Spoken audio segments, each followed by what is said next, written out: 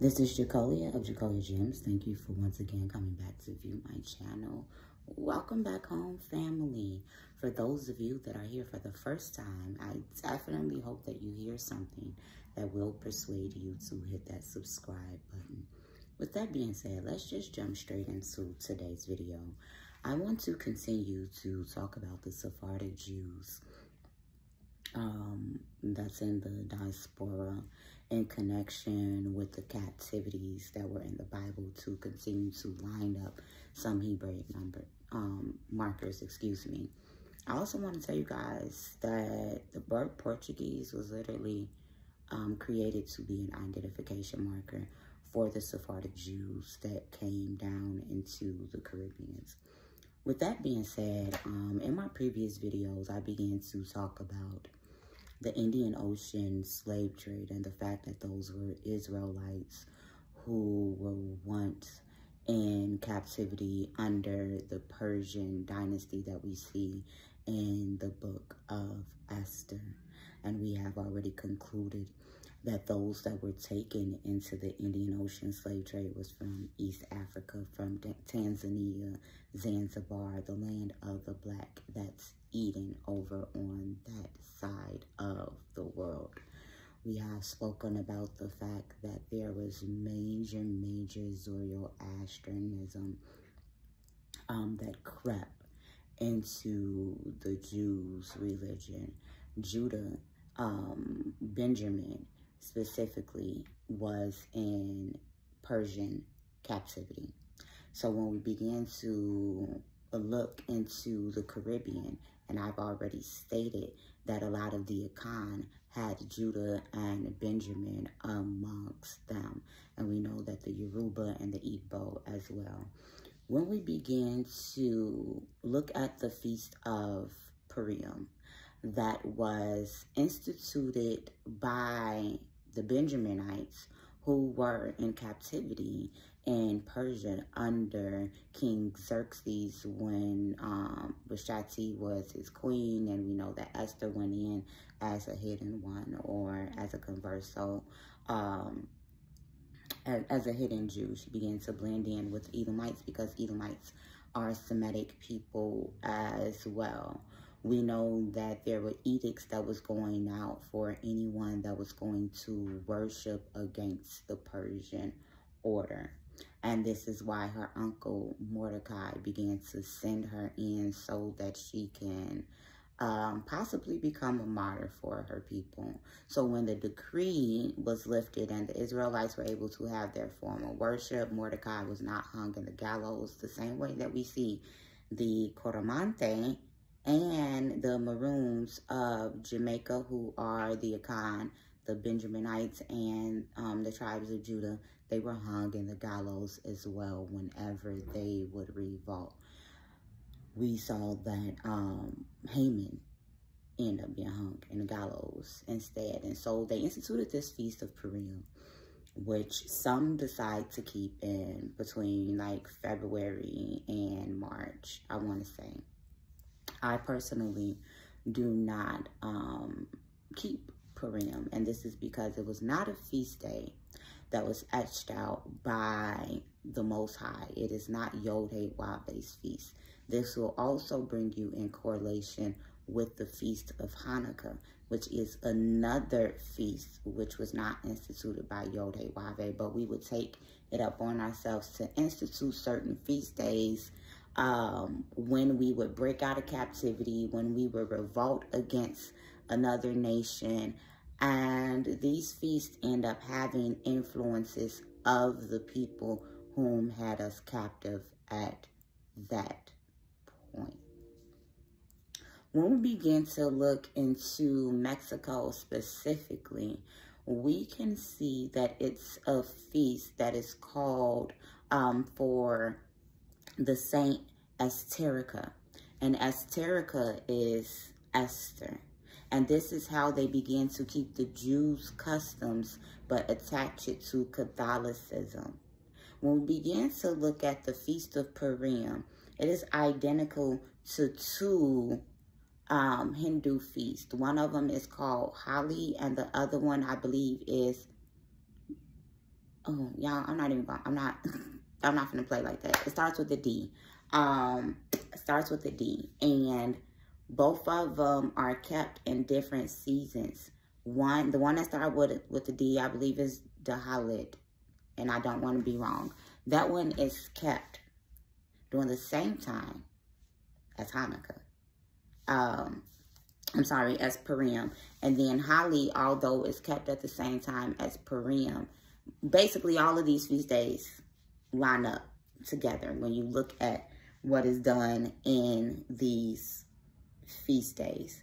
And this is the Zoroastrianism influence on us as a people. And as usual, I'm going to link down below in the description because some of y'all, well, it's only been two people who have come in my comments like, how do we know you're a credible source and all this, y'all? I link my sources down in the description. Also, if you go to a Wikipedia link, when you go down to the Wikipedia and it says sources, it will give you the books that were cited. When I tested out of my college writing class, I know how to cite, I know how to source. Like, I grew up a little different. And the Israelite teachers that I began to reference in my videos are historians, librarians, history majors, and African-American studies linguists who speak Hebrew and Aramaic and even the Persian and Greek. So we good over here. When it comes to sourcing and citation, my mother was also a history major. And I edited all of her papers when she was in college and I was 14, 15 years old. That was me. Yeah. So when we begin to look at these different Hebraic markers, I want to begin to talk about the connections between Zoroastrianism and what it is that we do today. And I talked about this many times in other videos. When we even begin to look at the Feast of Hanukkah, I know some people going to come under here and say, well, that was instituted because the Maccabees began to revolt against Antiochus, the Epiphanes the Fourth, when they began to erect a pig in the temple to Zeus. And when they took it back 3 years later, they rededicated the temple and they have the Feast of Lights called Hanukkah. The Feast of Lights originated in Persia. And if we begin to look, Judah was in Grecian captivity, and who comes along with Judah? Benjamin. Benjamin was in Persian captivity, and who comes along with Benjamin? Judah. And a little bit of Simeon, a little bit of Levi. When we began to look, when they erected that pig on the altar, it was to the Greek god Zeus. And when did they erect the pig on the altar? December 25th. If you don't believe me, go into the Apocrypha in 1st Maccabees. I believe it's in the 1st and 2nd chapter. It begins to talk about it all. And it literally says on December 25th, the Greeks came in and they erected a pig on our altar. So for all of you black people who still eat pork, knowing that it is an abomination, it is unclean, excuse me. And it's because when you continue to read and study and do some exegesis of the scripture, it is stated that the Yoruba and the Igbo and the Akan, they did not even sacrifice the Igbo. Let's talk about the Igbo because this is what it was. The Igbo, the Erishu priesthood who partook in the transatlantic slave trade, they would not even kill certain animals because they made it in correlation with certain deities. And this is a Hebraic marker. So whenever you eat an unclean, then you enhance what's unclean about that. That spirit of that thing, that life force is unclean.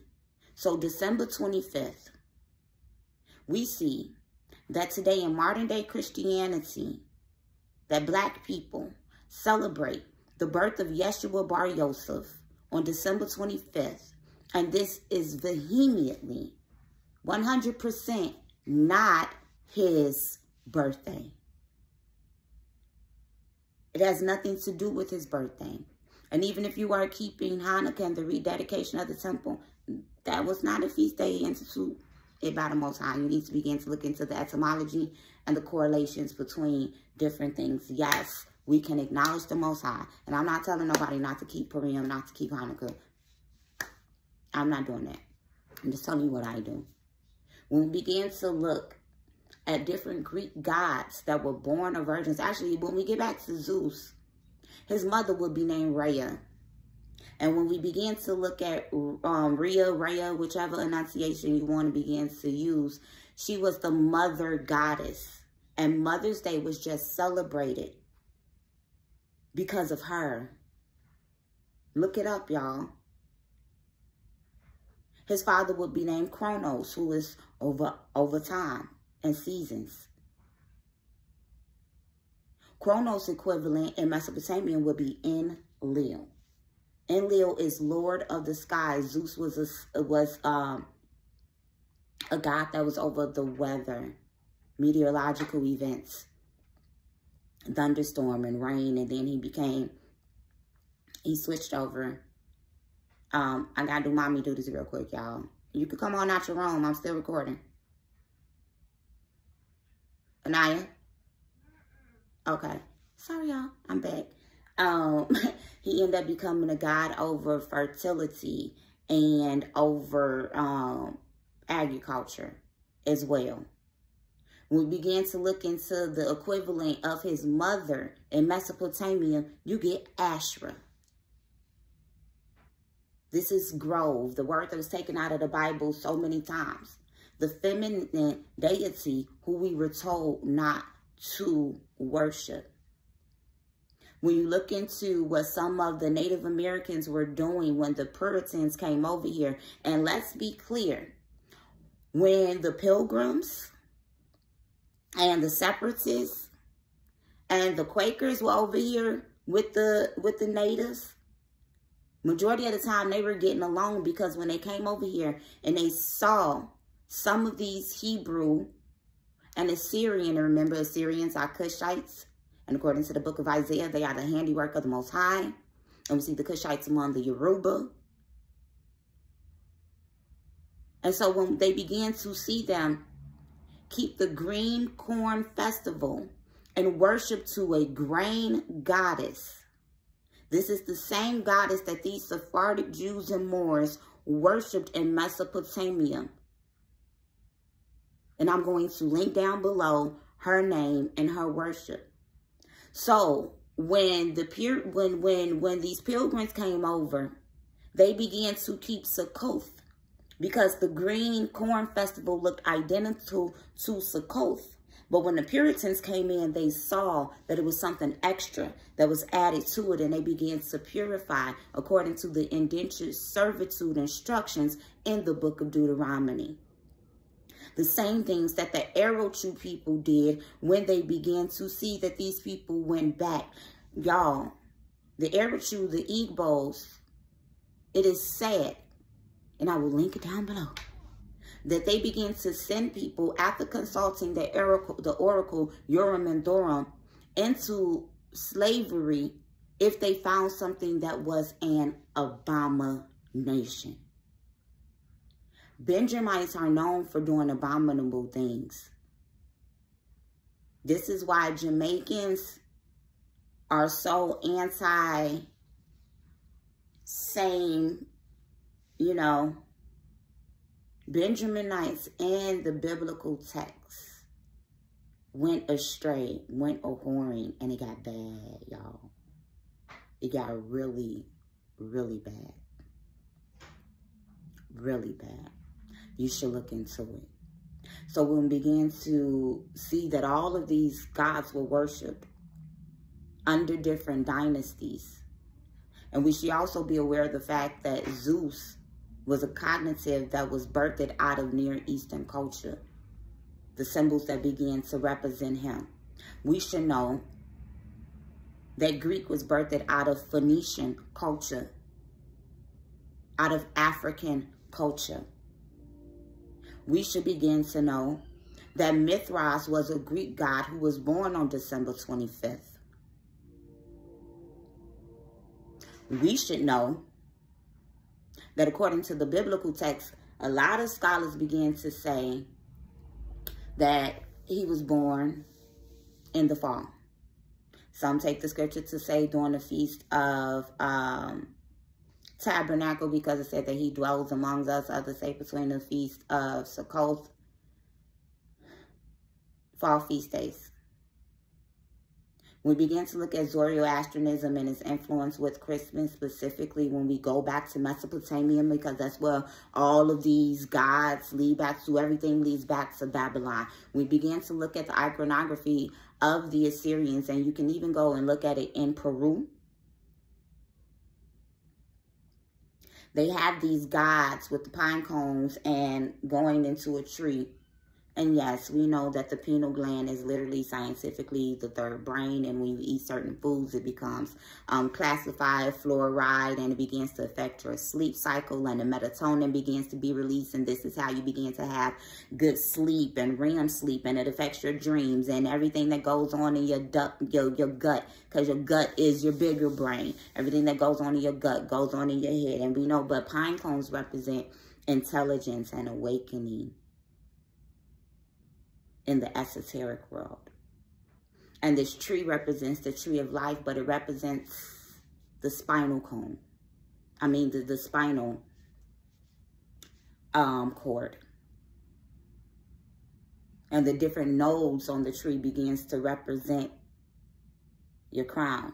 Yeah, it's a lot. So when they begin to talk about chakras and yoga, I'm not ignorant to the African origin of any of these things. I just referred to the tree of life, which was originated in Mesopotamia. And then when we see in the oral tradition of the Israelites, they have their own esoteric things. I'm talking about how we have adopted customs of people that had us in captive. When you begin to look at yoga, it was created on December 25th. And people who practice yoga as their custom, they will tell you that at the different hand movements is a different veneration to a different deity. And that deity is ruling over a different organ in the body. These are customs of Elam. We have our own meditation system. We have our own esoteric system. And I'm going to actually link down a video by my Moraine, Divine Prospect, who does amazing teaching on meditation by the book. And he begins to talk about how Taoism is not for us. So when we begin to look at the roots and at the base,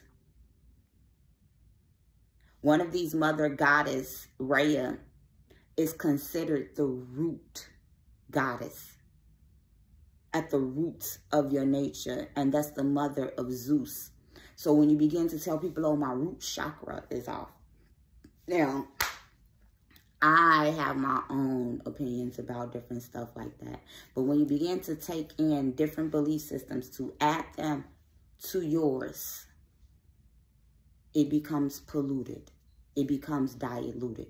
I hope you guys have been able to see the Hebraic markers that have followed the Sephardic Jews into the Diaspora, but also to be able to hear about the correlations and the impact that these captivities have had on our feast days, on our celebrations, on our beliefs, and even what we do on today. And you begin to partake in things like yoga, you begin to uncoil that serpent and release the kundalini. When you begin to hold these feast days, you have to ask yourself, what is this worship going to? And when I say feast days, I mean holidays. This is Jacolia of Jacolia Gems. Thank you for once again coming back to my channel. Food for thought.